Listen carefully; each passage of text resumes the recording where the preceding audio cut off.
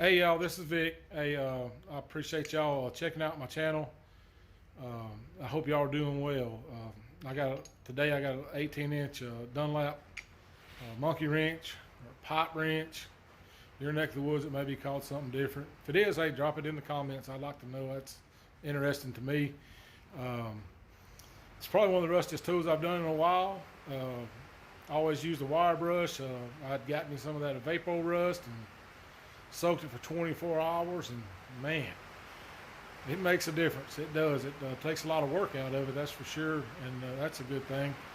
So don't know how often I'll use it, but I'm gonna use the whole gallon I got, that's for sure. And but anyways, I hope y'all enjoyed the process and the video, and y'all take care. And I do appreciate all y'all, I really do, and thank you for watching.